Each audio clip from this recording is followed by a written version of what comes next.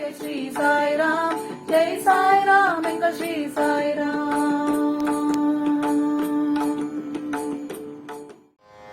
ஓம் சாய்ராம். சாய் அன்பர்களுக்கு என் பணிவான வணக்கங்கள். இன்று பிறந்த நாள், திருமண நாள் கொண்டாடிய அனைவருக்கும் நம் சாயப்பாவின் பரிபூர்ணமான ஆசீர்வாதங்கள் கிடைக்கட்டும். ஓம் சாய்ராம். நாம் 48 நாட்கள் ஸ்ரீ சாய்நாத ஸ்தவன மஞ்சரி பாராயணம் துவங்கியுள்ளோம். அனைவருடைய பிரார்த்தனைகளையும் நம் சாயப்பாவின் மலர் பாதங்களில் சமர்ப்பணம் செய்து அவருடைய அருளும் அனுகிரகமும் ஆசீர்வாதங்களும் அனைவருக்கும் கிடைத்து எல்லா வேண்டுதல்களும் நிறைவேற வேண்டும் என்று மனதார பிரார்த்தனை செய்து கொண்டு முழுமையான நம்பிக்கையுடன் தொடர்ந்து சாய்நாத ஸ்தவன மஞ்சரியை பாராயணம் செய்யலாம். ஓம் சாய்ராம். ஸ்ரீ சாய்நாத ஸ்தவன மஞ்சரி. ஸ்ரீ கணேசனை வணங்குகின்றேன். எல்லாவற்றுக்கும் ஆதாரமானவனே மயூரேஸ்வரா, எல்லாவற்றுக்கும் சாட்சியாக விளங்குபவனே, கௌரியின் மகனே, ஓ எண்ணங்களுக்கு எட்டாதவனே, பெருத்த வயிறனே, ஸ்ரீ கணபதி என்னை காப்பாற்று. நீ எல்லா கணங்களுக்கும் முதல்வனும் தலைவனும் ஆவாய். எனவே உன்னை கணேசன் என்பர். எல்லா சாஸ்திரங்களாலும் ஏற்றுக்கொள்ளப்பட்டவன். ஓ சாரதா, வாக்கின் தெய்வமே, நீ ஒளி வடிவமாக பிறக்கும் பதங்களின் தலைவி. உன்னுடைய இருப்பினால்தான் உலகத்தில் எல்லா நிகழ்ச்சிகளும் நடக்கின்றன. நீ எழுத்தாளர்களின் தேவதை. நீ எப்பொழுதும் தேசத்தின் அணிகலனாக விளங்குகிறாய். உனது எல்லையற்ற சக்தி எல்லாவற்றிலும் விளங்குகிறது. ஓ ஜெகதம்பா, உன்னை வணங்குகின்றேன். ஓ பூர்ண பிரம்மா, தெய்வீக தோற்றத்தின் மிக உயர்ந்த இறுதி நிலையில் உள்ளவனே, மகான்களுக்கு பிரியமானவனே, குணங்களோடு கூடிய உருவம் எடுத்தவனே, பண்டரிராயா, கருணை கடலே, எல்லையற்ற கருணை உடையவனே, பாண்டுரங்கா, ஓ நரகரி, நீ எல்லாவற்றின் சூத்திரதாரி, எல்லாவற்றையும் ஆட்டுவிக்கும் கயிற்றை தாங்கியவன். நீ ஜெகமெங்கும் வியாபித்துள்ளாய். எல்லா சாஸ்திரங்களும் உன்னுடைய உண்மையான உருவத்தை பற்றி ஆராய்ச்சி செய்கின்றன. வெறும் புத்தக அறிவு மட்டுமே பெற்றவர்களுக்கு நீ காணப்படுவதில்லை. ஓ சக்கரபாணி, அத்தகைய அறிவிலிகள் யாவரும் வெறும் வாத பிரதிவாதங்களிலேயே உழல்கிறார்கள். மகான்கள் மட்டுமே உன்னை அறிகிறார்கள். மற்றவர்கள் குழப்பத்தில் மூழ்கியவர்களாக மயங்கியவர்களாக உள்ளார்கள். உனக்கு பக்தியோடு கூடிய எனது நமஸ்காரத்தை சமர்ப்பிக்கின்றேன். ஓ 5 முகங்களை உடையவனே, சங்கரா, மனித மண்டை ஓடுகளாலான மாலை அணிந்தவனே, நீல நிறமுடைய கழுத்தனே, திகம்பரா, ஓங்கார ரூபா, பசுபதி, எவருடைய உதடுகளில் உனது நாமம் விளங்குகிறதோ அவர்களது துன்பங்கள் உடனடியாக விலகிவிடும். ஓ தூர்ஜடி, உன் நாமத்தின் மகிமை அத்தகையது. உனது பாதங்களை வணங்கி நான் இந்த துதியை எழுத முற்படுகிறேன். நீலகண்டா, இதற்கு உனது முழுமையான உதவியை எல்லா விதத்திலும் எனக்கு அளிப்பாய். இப்போது அத்ரி மகரிஷின் குமாரனான கத்தரையும், லக்ஷ்மி தேவியின் குலதெய்வமான விஷ்ணுவையும், ஸ்ரீ துகாராம் முதலான எல்லா மகான்களையும், பின்னர் பக்தர்கள் அனைவரையும் வணங்குகிறேன். சாய்நாதா, உமக்கு வெற்றி உண்டாகுக. பாவிகளை உய்விப்பவரே, அருள் நிறைந்தவரே, இப்போது உமது பாதத்தில் எனக்கு சிரத்தை வைக்கின்றேன். எனக்கு பயமற்ற நிலையில் உமது பாதுகாப்பை கொடும். நீ பூரணமான பிரம்மஸ்வரூபம், சுகங்களின் இருப்பிடம், மனிதர்களில் சிறந்தவனே. நீயே விஷ்ணு. எவருடைய பாதி உடலாக உமாதேவி இருக்கிறாளோ அந்த காமனை இருக்க சிவனும் நீயே. நீ மனித உருவெடுத்த பரமேஸ்வரன். நீ ஞான வானத்தின் கதிரவன். நீ கருணை கடல். நீ பிறப்பிறப்பாகிய பிணிக்கு மருந்து. நீ ஏழை எளியவர்களின் சிந்தாமணி. நீ உனது பக்தர்களை தூய்மைப்படுத்தும் கங்கா நதி. சம்சார கடலில் மூழ்குபவர்களுக்கு நீ ஓடம், அஞ்சுபவர்களுக்கு புகலிடம். இந்த பிரபஞ்சத்தின் மூல காரணமாக எந்த பரிசுத்தமான சைதன்யம் விளங்குகிறதோ ஓ கருணை கடலே, அது நீயே. இந்த பிரபஞ்சம் உனது ஒரு விளையாட்டு. நீ பிறவியற்றவர். உமக்கு இறப்பும் இல்லை. நன்கு ஆழ்ந்து விசாரித்து பார்த்து இறுதியில் அடையப்பட்ட முடிவு இது. பிறப்பு இறப்பு இவை இரண்டும் அஞ்ஞானத்தினால் தோன்றியவை. ஓ மகாராஜா, நீர் அவை இரண்டினின்றும் கொஞ்சம் கூட பற்றற்றவராக உள்ளீர். நீர் ஓடையில் வெளிப்பட்டது என்றால் அது அங்கேயே தோன்றியதாக ஆகுமா? முன்பே நீர் நிரம்ப உள்ளது, உள்ளே இருந்து வெளியே வந்தது அவ்வளவே. படுகையில் நீர் வந்தபோது அதற்கு ஓடை என்று பெயர் ஏற்பட்டது. நீர் இல்லாவிடு அது வெறும் படுகையே. பெருகுவது வற்றி விடுவது பற்றி நீர் சற்றும் பொருட்படுத்துவதே இல்லை. நீர் படுகைக்கு கொஞ்சமேனும் முக்கியத்துவம் அளிப்பதில்லை. படுகை மட்டும் நீர் நிறைந்துள்ள போது பெருமை கொள்கிறது, நீர் வற்றும் போது மிகவும் வருந்தும் நிலையை அடைகிறது. மனித உடல் நீர் படுகை போன்றது. சுத்த சைதன்யமே பரிசுத்தமான நீர் ஊற்று. நீர் படுகைகள் எண்ணற்றவை. இருப்பினும் நீர் மட்டும் வேறுபடுவதில்லை. பிறப்பற்றவரான அருட்கடலே, உமது வஜ்ராயுதம் என் அஞ்ஞானமாகிய மலையை அழிக்கட்டும் என்று வேண்டுகிறேன். இத்தகைய எண்ணற்ற தோற்றங்கள் இதுவரை பூமியில் ஏற்பட்டுள்ளன, இப்போதும் இருந்து வருகின்றன, கால கிரமத்தில் இனிமேலும் ஏற்பட போகின்றன. அந்த ஒவ்வொரு தோற்றத்திற்கும் ஒரு தனி பெயரும் குலமும் கிடைக்கிறது. அதன் மூலம் உலகத்தில் அவற்றை பிரித்தறிகிறார்கள். சைதன்யத்தை பொறுத்தவரை நான் நீ என்று கூறுவது பொருந்தாது. இருமை என்பதே எங்கு இருப்பதற்கு இடமில்லையோ அதே உண்மையில் சைதன்யம் எனப்படுவது. மேலும் உண்மையில் சைதன்யம் பிரபஞ்சம் முழுவதையும் வியாபித்து உள்ளது. பின் நான் நீ என்ற பாவனை எவ்வாறு பொருந்தும்? மேகத்திலிருந்து பிறக்கும் நீர் ஒரே தன்மையானது. பூமியின் மேல் இறங்கிய பிறகு அதற்கு பற்பல வேறுபாடுகள் ஏற்படுகின்றன. கோதாவரி நதிப்படுகையில் விழுந்த நீர் கோதாவரி என்று அழைக்கப்படுகிறது. கிணற்றில் விழுந்த நீருக்கு அத்தகைய மேன்மை இல்லை. மகான்களின் உருவமாகிய கோதாவரியில் உள்ள நீர் நீங்கள், நாங்கள் குளம், குட்டை, கிணறு போன்றவர்கள். நம்மிடையே உள்ள வேறுபாடு இதுவே. எங்களுடைய வாழ்வின் உண்மையான குறிக்கோளை அடைய நாங்கள் உங்களிடம் வர வேண்டும். எப்பொழுதும் கரம் கூப்பி உங்களை சரணடைய வேண்டும். ஏனெனில் நீங்கள் புனிதத்தின் உறைவிடம். கோதாவரி நதிக்கு பாத்திரத்தினால் படுகையினால் புனிதம் ஏற்பட்டது. வெறும் நீரை மட்டுமே நோக்குவோமாகில் அது எங்கும் ஒரே விதமானது. கோதாவரி நதி படுகை புனிதம் வாய்ந்ததென்பது தீர்மானிக்கப்பட்ட உண்மை. அதனை தீர்மானிப்பதற்கு பூமியின் நல்லத்தன்மை, தீயத்தன்மை ஆகியவையே உதவி செய்கின்றன என்பதை நோக்கவும். மேகத்திலிருந்து வந்த நீரின் புனிதத்தை எந்த பூமி பாகம் மாற்றவில்லையோ அந்த பாகத்தை சாஸ்திரம் அறிந்தவர்கள் கோதா என்று அழைத்தார்கள். மற்ற இடங்களில் விழுந்த நீர் அந்தந்த மண்ணின் குணத்தை ஏற்றுக்கொண்டது. தோற்றத்தின் போது இனிமையாயிருந்த நீர் அசுத்தமாகவும் கசப்பாகவும் உப்பாகவும் ஆயிற்று. அவ்வாறே ஒரு குருநாதா, எந்த சரீரத்தில் 6 வைரிகளின் மாசு ஏற்படவில்லையோ அந்த புனிதமான சரீரத்துக்கு மகான் என்ற பெயர் பொருந்தும். எனவே மேன்மையும் புனிதமும் பொருந்திய மகான்களை அந்த கோதாவரி என்றே கூறுகிறேன். எல்லா ஜீவர்களிலும் உங்களது தகுதி மிகச் சிறந்ததாக உள்ளது. பிரபஞ்சத்தின் ஆரம்ப காலத்திலிருந்தே கோதாவரி ஏற்பட்டுள்ளது. நீரும் முழுமையாக நிரம்பியுள்ளது. இன்று வரை அதற்கு குறைவு ஏற்படவில்லை. ராவணனுடைய வைரி கோதாவரியின் கரைக்கு வந்தபோது இருந்த அதே நீர் இன்று வரை எவ்வாறு இருக்கும் என்று பாருங்கள். படுகை மட்டும் அதே. நீர் கடலை அடைந்தது. மேற்படுகையின் புனிதத்தன்மை மட்டும் இன்று வரை நிரந்தரமாக உள்ளது. ஒவ்வொரு ஆண்டும் பழைய நீர் சென்று புதிய நீர் படுகையின் உள்ளே வருகிறது. பாபா அதே நியாயம் உங்களுக்கும் பொருந்தும். ஒவ்வொரு நூற்றாண்டும் ஓர் ஆண்டை போலவும் அந்த நூற்றாண்டில் தோன்றிய சாதுக்கள் நீரை போலவும் அவர்களும் மிக பெரிய மகான்கள் அலைகள் போலவும் உவமிக்கப்படுகிறார்கள்.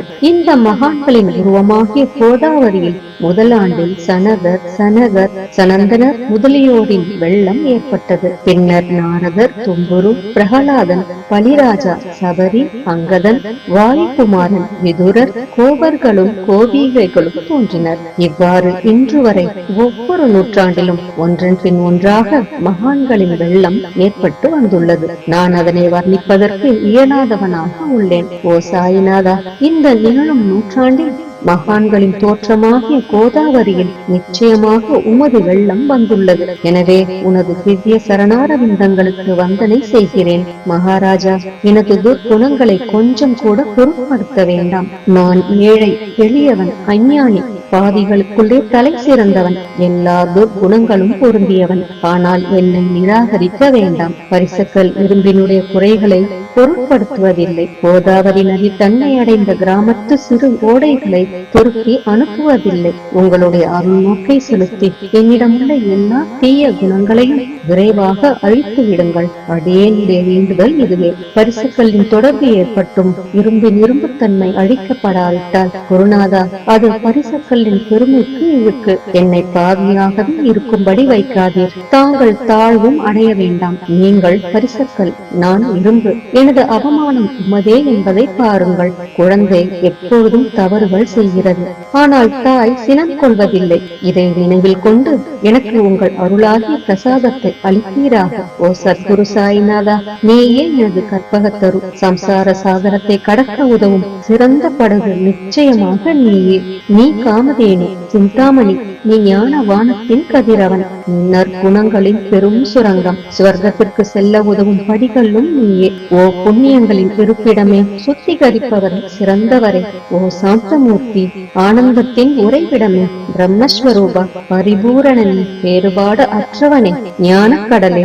ஓ ஞானத்தின் உருவமே, மனிதர்களில் சிறந்தவனே, பொறுமை, சாந்தி ஆகியவற்றின் உறைவிடமே, பக்தர்களின் இளைப்பாறும் இடமே, என்பால் மகிழ்வு நிறைந்த உன் அருள் நோக்கை செலுத்து. சத்குரு மச்சீந்திரரும் நீயே, மகாத்மா ஜாலந்தரரும் நீயே.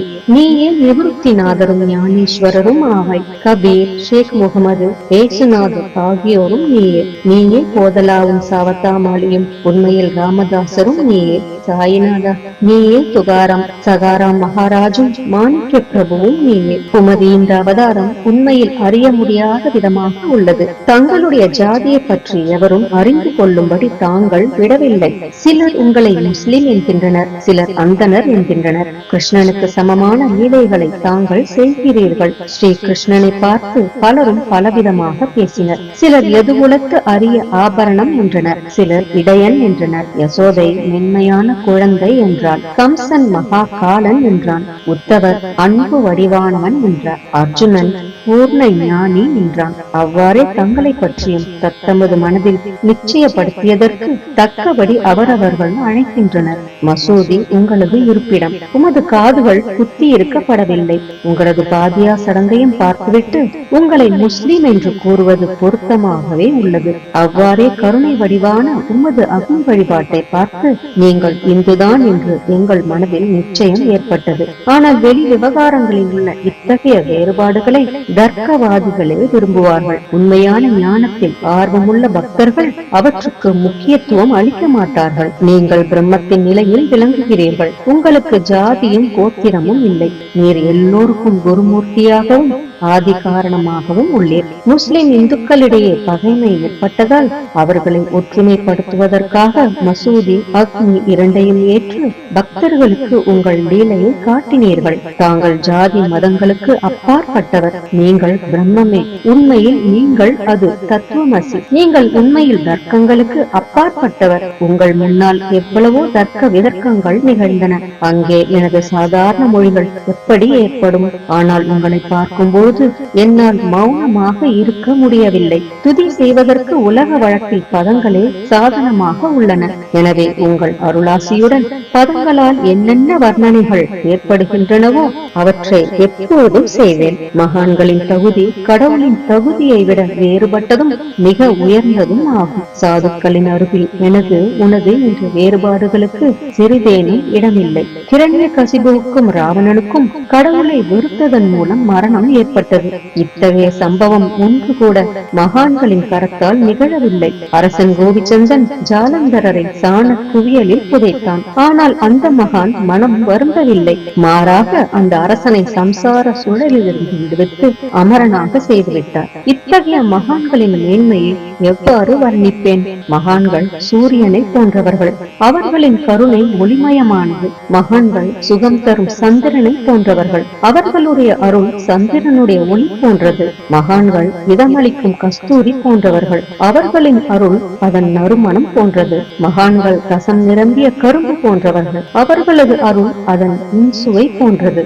மகான்கள் நல்லவரிடமும் தீயவரிடமும் ஒரே விதமாக நடந்து கொள்கிறார்கள். மாறாக பாவிகளிடமே எல்லையற்ற அன்பு உள்ளவர்களாக உள்ளார்கள். கோதாவரி நதியின் நீரில் அழுக்கடைந்த துணிகளை துவைப்பதற்காக வருகின்றன. சுத்தமானவை கோதாவரியில் நின்று வெகு தொலைவில் பெட்டியிலேயே தங்குகின்றன. பெட்டியில் வைக்கப்பட்டிருந்த அந்த துணியும் ஒருமுறை கோதாவரியின் படுகையில் நன்றாக துவைப்பதற்காக வந்தது. இந்த உவமையின் பெட்டிதான் வைகுண்டம். நீங்களே கோதாவரி. நம்பிக்கையே படித்துறை. ஜீவாத்மாக்களே துணிகள். 6 வித விகாரங்களே அவைகளை பற்றியுள்ள அழுக்கு. உங்களது பாதார விந்தங்களை தரிசிப்பதே கோதாவரி ஸ்நானமாகும். எல்லா அழுக்குகளையும் போக்கி சுத்தப்படுத்துவதில் நீர் மிகுந்த சாமர்த்தியசாலி. சம்சாரத்தில் உழலும் ஜனங்களாகிய நாங்கள் மேலும் அழுக்கு படிந்தவர்களாக உள்ளோம். எனவே மகான்களின் தரிசனம் பெறுவதற்கு உரிமை பெற்றவர்கள் நாங்கள். கோதாவரி நதியில் நீர் நிரம்பி உள்ளது. படித்துறையில் துவைப்பதற்கான அழுக்கு துணிகள் உள்ளன. அவை அப்படியே துவைக்கப்படாமல் கிடந்தால் அது உண்மையில் கோதாவரிக்கு இழுக்கு ஆகும். நீங்கள் அடர்ந்த நிழலும் குளிர்ச்சியும் தரும் சிறந்த மரம். நாங்கள் உண்மையில் பாதசாரிகள். கதிரவன் தாபத்திரங்களாகிய வெயிலால் எங்களை சுட்டெரிக்கின்றான். அவனுடைய தாபத்திலிருந்து கருணை கூர்ந்து ஓ குருநாதா எங்களை காப்பாற்றும். உங்கள் நல்லருளின் குளிர் நிழல் இவ்வுலகிற்கு அப்பாற்பட்ட தன்மை அது. மரத்தின் அடியில் அமர்ந்ததும் ஒருவன் மேலிருந்து வெயிலை உணர்வானாகில் அந்த மரத்தை எவர் நிழல் தரும் மரம் என்று கூறுவர். உமது அருளின்றி உலகில் நன்மை என்பது ஏற்படுவது இல்லை. தர்மத்தை நிலைநிறுத்துவதற்காக சேஷசாய் அர்ஜுனனுக்கு நண்பன் ஆனான். விபீஷணன் சுக்ரீவனுடைய அருளினாலேயே அரசன் ஸ்ரீராமனின் அருகாமையை அடைந்தான். மகான்களின் மூலமாகத்தான் ஸ்ரீஹரி மேன்மை அடைந்தார். எந்த பிரம்மத்தை பற்றி வேதங்களில் கூட வர்ணிக்கப்படவில்லையோ அத்தகைய பிரம்மத்தை உலகத்தில் சகுனமாக செய்து வெட்க வைத்தார்கள் மகான்கள். தாமாஜி என்ற பக்தர் வைகுந்தபதியும் ருக்மணிவரனுமாகிய இறைவனை ஒரு மகான் தாழ்ந்த குலத்தவனாக உருவெடுக்கும்படி செய்தார். சோகமேலா என்ற பக்தர் ஜெகதாத்மா ஆன இறைவனை தமது எருமைகளின் சவத்தை எடுக்கும்படி செய்தார். மகான்களின் பெருமையை உணர்ந்த ஜெகஜீவனாகிய இறைவன் அவர்களுக்காக தண்ணீரும் சுமந்தான். உண்மையில் மகான்கள் சச்சிதானந்த பிரபுவாகிய இறைவனின் எஜமானர்கள் ஆவார்கள். இப்போது அதிகம் சொல்வதற்கு எனக்கு வரவில்லை. நீயே எங்களுடைய தாயும் தந்தையும். ஓ சத்குரு சாய்நாதா, ஷீரடி கிராமத்தில் வசிப்பவரே, பாபா உமது லீலைகளின் உண்மையான பொருளை எவரும் அறியவில்லை. அவ்வாறிருக்க எனது வெற்று வார்த்தைகள் எவ்வாறு அவற்றை விளக்க முடியும் சொல்லுங்கள். ஜீவன்களுக்கு உய்வளிக்கும் பொருட்டு தாங்கள் ஷீரடியில் வந்தீர்கள். அகல்களில் நீரூற்றி விளக்கேற்றி நீங்கள் எரிய வைத்தீர்கள். 7 சான் நீளமுள்ள குறுகிய மரப்பலகையை நீங்கள் படுத்துக் கொள்ளும் கட்டிலாக்கி உங்கள் யோக சாமர்த்தியத்தின் சக்தியை பக்தர்களுக்கு காட்டினீர்கள். அநேக பெண்மணிகளின் மலட்டு தன்மையை நீக்கி அருளினீர்கள். எத்தனையோ வியாதிகளை உதியின் மூலம் குணப்படுத்தினீர்கள். இவ்வுலக சம்பந்தமான துன்பங்களை நீக்குவது உமக்கு ஒரு பொருட்டே அன்று. யானை ஒன்று எறும்பை ஒரு சுமையாக எவ்வாறு கருதும்? இப்போது குருராயா, இந்த எளியவன் பால் கருணை காட்டுவீராக. நான் உமது பாதங்களை அண்டியுள்ளேன். என்னை திருப்பி அனுப்பிவிடாதீர்கள். நீர் அரசருக்கெல்லாம் அரசர், குபேரனுக்கும் குபேரர், வைத்தியர்க்கெல்லாம் வைத்தியர்.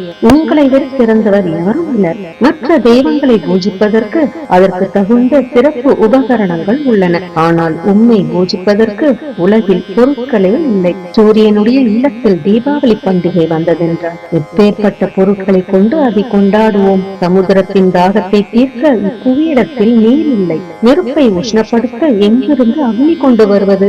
ஓ ஸ்ரீ சமர்த்தா குருநாதா, பூஜைக்குரிய பொருட்கள் யாவும் உண்மையில் உமது ஆத்மாவின் அம்சமாய் உள்ளன. மேற்கூறப்பட்டவை எல்லாம் தத்துவருஷ்டியால் கூறப்பட்ட பேச்சுக்களே அன்றி என் மனதில் அனுபவத்தால் ஏற்பட்டவை அன்று. அனுபவம் இன்றி கூறப்படும் பதஜாலங்கள் வீணே போகட்டும். உலக வழக்கத்தின்படி உமக்கு நான் பூஜை செய்யலாம் என்றால் அதனை செய்வதற்கு தேவையான திறமை எனக்கு இல்லை எனது குருநாதா. பலவித கற்பனைகள் செய்து உமக்கு பூஜை செய்கிறேன். அருள் மிகுந்தவரே, அடியேனுடைய அத்தகைய பூஜையை ஏற்றுக்கொள்வீராக. இப்போது அன்பு கண்ணீரால் உமது பாதங்களை கழுவுகிறேன். உண்மையான பக்தியாகிய சந்தனத்தை அரைத்து உமக்கு பூசுகிறேன். எனது அழகிய பதங்களாகிய இந்த கவனியை உமக்கு அணிவிக்கின்றேன். பிரேமை என்ற மலராகிய மாலையை உமது கழுத்தில் அணிவிக்கின்றேன். எனது துர்க்குணங்களாகிய தூபத்தை உமக்கு முன்பு எரிய விடுகிறேன். அது மிக தீய பொருளாயினும் அதனின்று தீய வாசனை எழுவதில்லை. சத்குருவுக்கு முன்பு அன்று வேறு எங்கெங்கு தூபம் எரியவிடப்படுகிறதோ அங்கெல்லாம் தூப பொருளுக்கு ஏற்படும் நிலை வருமாறு தூப திரேவத்திற்கு அக்னியின் ஸ்பரிசம் ஏற்பட்ட மாத்திரத்தில் அதனது நறுமணம் என்ற நல்ல குணம் அதனை விட்டு விட்டு சென்று விடுகிறது. உமது எதிரே இதற்கு மாறாக நிகழ்கிறது. தீய தன்மைகள் அக்னியில் எரிந்து விடுகின்றன. உலகம் பார்த்து மகிழும்படி சத்குணம் எவ்வித குறைவின்றி தங்கிவிடுகிறது. மனிதனுடைய தீய குணங்கள் யாவும் இருந்த பின் மனம் மாசற்றதாகிறது. கங்கையுள்ள மாசுகள் நீங்கியவுடன் அவள் இயல்பாகவே புனிதம் அடைகிறாள். மாயை மோகம் என்ற தீபத்தை உனக்கு சுற்றுகிறேன். அதன் மூலம் எனக்கு வைராக்கியம் என்ற ஒளி கிடைக்கும். உனக்கு அமர்வதற்கு சுத்தமான நம்பிக்கை என்ற சிம்மாசனத்தை அளிக்கிறேன். அதனை ஏற்று பக்தி என்ற நைவேத்தியத்தையும் எடுத்துக் கொள்வாயாக. பக்தி நைவேத்தியத்தை நீ உண்டுவிட்டு அதனது ரசத்தை எனக்கு கொடு. ஏனெனில் நான் உனது பச்சிலம் குழந்தை. உனது பாலில் எனக்கு உரிமை உண்டு. எனது மனதை உனக்கு தட்சணையாக அர்ப்பணிக்கிறேன். அதனால் கர்த்தத்துவம் என்பது எந்த விதத்திலும் என்னிடம் இருக்காது. இப்போது பிரார்த்தனையோடு உனக்கு சாஷ்டாங்க நமஸ்காரம் செய்கிறேன். ஓ புண்ணிய ஸ்லோகா சாய்நாதா, அதனை தாங்கள் ஏற்றுக்கொள்வீராக. பிரார்த்தனாஷ்டகம். சாந்தமான மனமுடையவரே, சிறந்த அறிவுடையவரே, சாய்நாதா, அருள் நிறைந்தவரே, கருணை கடலே, சத்திய ஸ்வரூபமானவரே, மாயையாகிய இருளை அழிப்பவரே, ஜாதி மதங்களுக்கு அப்பாற்பட்டவரே, சாதனையின் முடிவை அடைந்தவரே, எண்ணங்களுக்கு அப்பாற்பட்டவரே, கருணைக்கு உறைவிடமே, ஷீரடி கிராமத்தில் உறைபவரே, ஓ நாதா, என்னை காப்பாற்றும், என்னை காப்பாற்றும். ஞானமாகிய கதிரவனே, ஞானத்தை அளிப்பவரே, எல்லாவித நன்மைகளையும் செய்பவரே, பக்தர்களின் இதயத்தில் உலவும் அன்னமே, உமது பாதங்களை அடைந்தவரை காப்பவரே, சிருஷ்டி செய்யும் பிரம்மா நீ, காக்கும் தேவமான லட்சுமியின் கணவன் விஷ்ணுவும் நீயே. உண்மையில் உலகங்களை லயமடைய செய்யும் ருத்ரனும் நீயே. நீர் இல்லாத இடம் இவ்வுலகத்தில் எங்கும் இல்லை. சாய்நாதா, நீர் எல்லாம் அறிபவர், எல்லோரின் இதயத்திலும் உறைபவர். எனது எல்லா குற்றங்களையும் மன்னிக்க வேண்டும் என்று வேண்டுகிறேன். பக்தியின்மை, சந்தேகங்கள் போன்ற அலைகளை விரைவில் நீக்குவீராக. நீர் பசு, நான் பச்சிலங்கன்று. நீர் சந்திரன், நான் சந்திரகாந்தக்கல். உங்கள் பாதங்கள் கங்கா நதியின் ஸ்வரூபமானவை. அவற்றை நான் பக்தியோடு வணங்குகிறேன். இப்போது உமது அடைக்கலம் அளிக்கும் அருள்மயமான கரங்களை எனது சிரத்தின் மேல் வைப்பீராக. எனது வருத்தங்களையும் கவலைகளையும் நீக்குவீராக. இந்த கணு தங்கள் பணியாளன்.